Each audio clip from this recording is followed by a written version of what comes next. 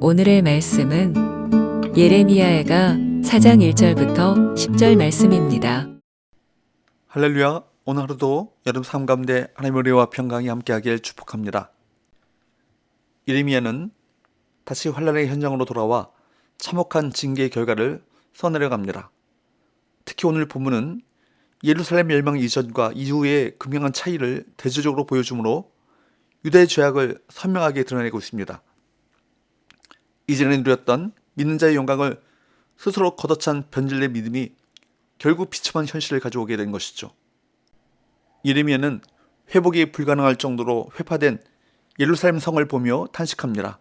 1절 슬프다 어찌 그리 금이 빛을 잃고 순금이 변질하였으며 성소의 돌들이 거기마다 쏟아졌는고. 성전이 무너진 것은 유다의 모든 영광이 사라졌다는 증표입니다.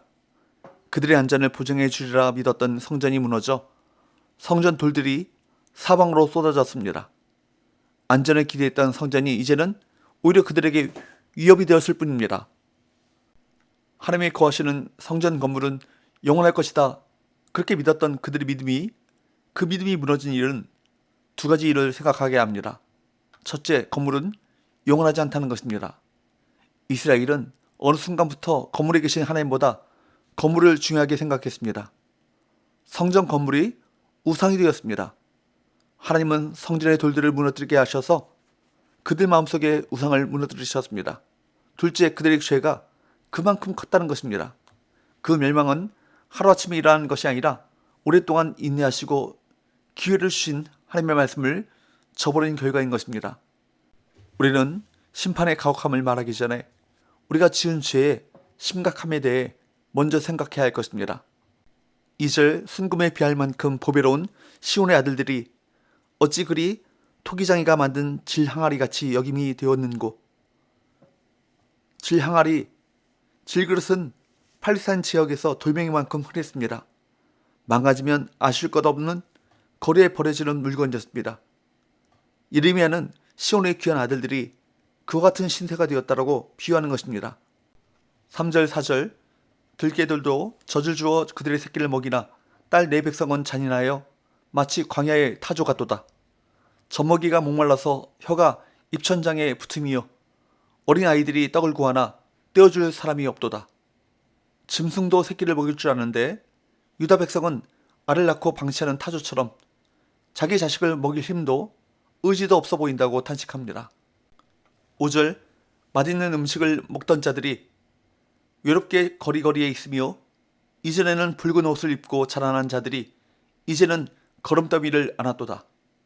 풍부하고 허러웠던 이전 풍경은 사라지고 거리마다 외로움과 빙울의 악취만 남아있는 것입니다.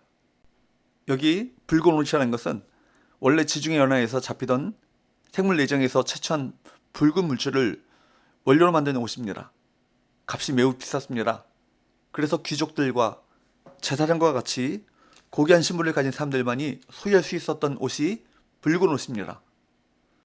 거름더미를 안았다라고 하는 말은 비천한 상황에 있음을 강조하는 표현입니다. 붉은 옷을 입은 귀족들이 거름더미를 안고 자는 빈폐파한 자로 변했다는 것은 예기치 못한 완전한 몰락을 강조하는 것입니다. 이와 같이 표면적, 물질적 부유는 이렇듯 한순간에 사라질 수 있습니다. 겉이 빛난다고 모두 금은 아니라는 사실을 기억해야 할 것입니다. 어쩌다 이 지경이 되었을까요? 6절 전에 소돔이 사람의 손을 대지 아니하였는데도 순식간에 무너지더니 이제는 딸 내 백성의 죄가 소돔의 죄악보다 무겁도다. 예레미야는 예루살렘을 소돔에 비유하며 이 모든 것이 예루살렘의 죄악 때문이었다고 탄식하며 네 번째 비가의 첫 번째 문난을 마무리하고 있습니다. 예루살렘은 소돔처럼 죄 때문에 스스로 무너진 것입니다.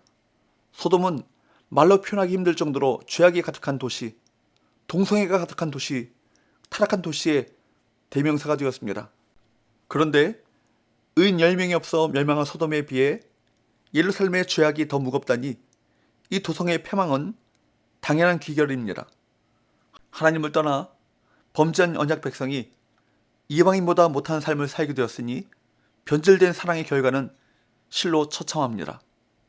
지금 우리가 놓인 세상도 허도 묻지 않습니다. 요 하나님을 향한 우리의 사랑과 믿음이 변치 않고 충실한지 스스로 돌아봐야 할 것입니다. 예레미야는 다시 예루살렘의 빛바랜 현실과 버려진 백성의 삶을 더 강도 높게 묘사하고 있습니다. 7절, 8절 전에는 존귀한 자들의 몸이 눈보다 깨끗하고 젖보다 희미요 산호들보다 붉어 그들의 윤택함이 갈아서 빛낸 청옥 같더니 이제는 그들의 얼굴이 숯보다 검고 그들의 가죽이 뼈들에 붙어 막대기같이 말랐으니 어느 거리에서든지 알아볼 사람이 없도다.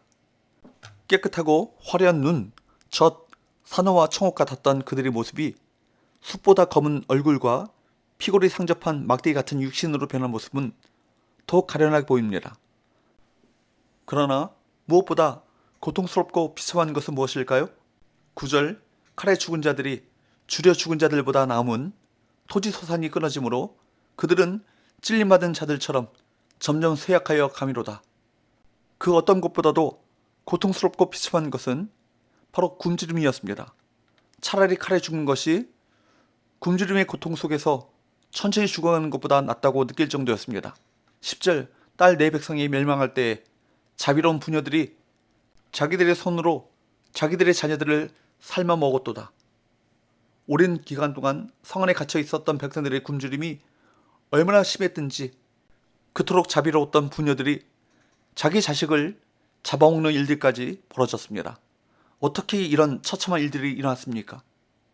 예레미야 선지자는 오늘 본문에서 이스라엘 백성의 죄악이 과거 소돔의 악보다 더 심각해서 하나님의 심판을 받았다고 고발하고 있습니다. 그들의 가장 중대한 죄는 하나님과 우상을 함께 섬기며 제사한 것입니다. 그들은 하나님이 주신 좋은 것들을 하찮게 여긴 반면 이방 민족들의 번영과 화려함을 불한 나머지 이방의 우상에게 제사하고 숭배했습니다. 그런데 막상 위기가 닥치고 어려움이 찾아오면 하나님께 나아가 도움을 요청하는 이율배반적인 신앙생활을 했던 것입니다. 하나님은 선지자들을 통해 이스라엘의 이런 악을 계속해서 꾸짖고 책망하셨지만 그들은 끝까지 돌이키지 않았고 하나님을 떠난 적이 없었다고 그렇게 변명하기에 급급했습니다. 이런 죄를 감사하신 하나님께서는 그들의 죄를 두고 보실 수 없었습니다. 그래서 그들에게 주신 복을 남김없이 거둬 들이셨습니다. 그러므로 하나님의 주신 복을 간직하는 비결은 우리 안에 불신과 불경건의 죄악이 들어오지 못하도록 영적 분별력을 가지고 경계하고 조심하는 것입니다.